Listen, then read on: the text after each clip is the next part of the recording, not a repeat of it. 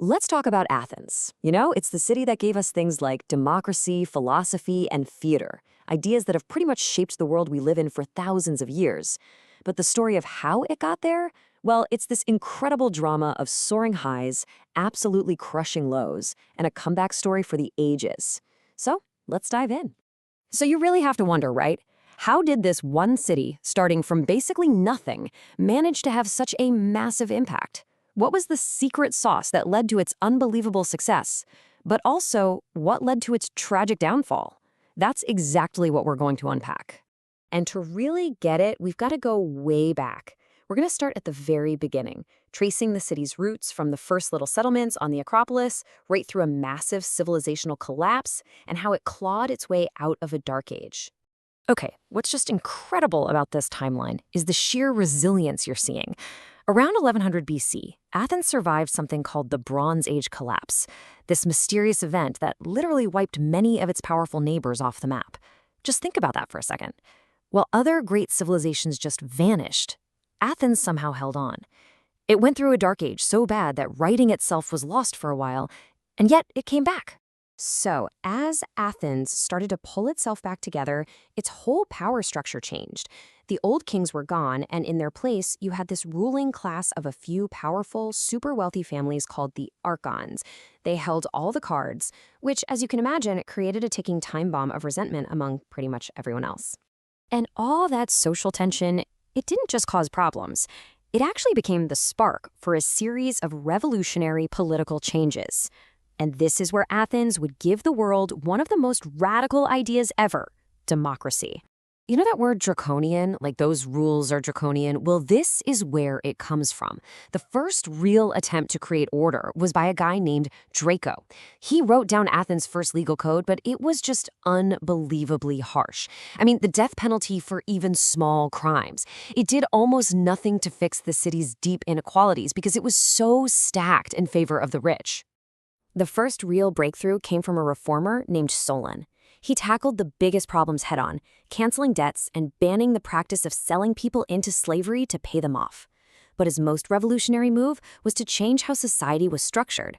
For the very first time, your political rights were based on how much you were worth, not who your great-great-grandfather was.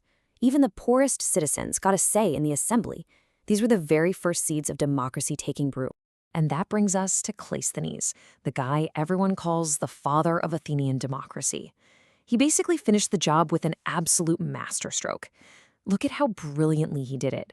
First, he completely shattered the power of those old rich families by reorganizing everyone into tribes based on where they lived, not who they were related to.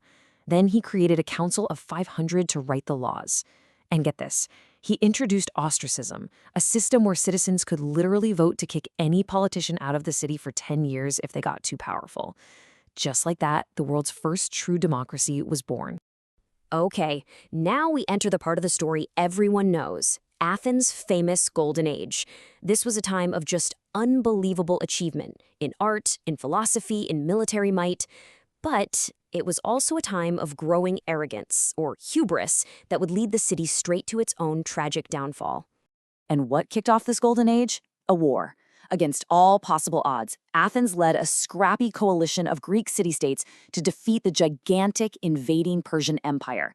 We're talking legendary David and Goliath victories like the Battle of Marathon and the Sea Battle of Salamis. It was a stunning win that made Athens the undisputed leader of the entire Greek world. With the Persian threat gone, Athens just exploded into this era of incredible prosperity, led by its great statesman Pericles. This is when the Parthenon was built on the Acropolis. It's when philosophers like Socrates were walking around the city, questioning everything. It's when playwrights were creating tragedies that we still perform today. It was a total firework display of human genius. But with all that power came resentment. An alliance that was formed to fight Persia, the Delian League, basically got turned into an Athenian empire. Athens started demanding money and ships from its so-called allies, and this put them on a collision course with the other major Greek power, Sparta. The Peloponnesian War was this brutal 27-year-long conflict that pitted Athens' sea-based democratic empire against Sparta's land-based oligarchic alliance. It was a fight between two completely opposite systems. And for Athens, the war was an absolute disaster. It was weakened by a terrible plague and some catastrophic military mistakes. In the end, its navy was destroyed, Sparta won, and the Golden Age came to a screeching halt. Not long after, the city was conquered by the rising kingdom of Macedonia. Its time as an independent political power was over. Athens, the superpower, was gone. So this kicks off the next major chapter in the city's story, a long, dark period of being ruled by someone else. For nearly 2,000 years, Athens would be under foreign control. Its power was gone, but its ideas, its legacy, somehow survived, even as its greatest symbol was about to face total destruction. This slide really puts the sheer length of time into perspective. For centuries, Athens just gets passed from one empire to the next. First, the Romans take over. Then it becomes a quiet town in the Byzantine Empire. Then it gets sacked by crusaders. And finally, in 1458, it's conquered by the Ottoman Empire, which would rule the city for almost 400 years. And if you want to understand this long history of conquest, all you have to do is look at the Parthenon. It started as a temple to the goddess Athena. Then the Byzantines converted it into a Christian church. And later, when the Ottomans took over, they turned it into an Islamic mosque. But then, in the 17th century, the Ottomans made a fateful decision. They repurposed that ancient, magnificent building one last time. They turned it into a storage depot for gunpowder. And in 1687, during a siege, a Venetian army was bombarding the city. A single mortar shell flew across the sky and hit the Parthenon directly. The gunpowder inside ignited, causing a catastrophic explosion that blew the roof off, shattered the walls, and left the building in the ruined state that we see today.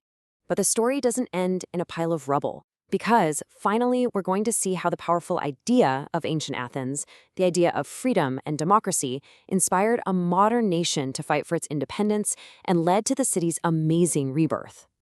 So, after Greece finally won its independence from the Ottoman Empire in the 1820s, it needed a capital city. They chose Athens, but by then, it was just a shadow of itself.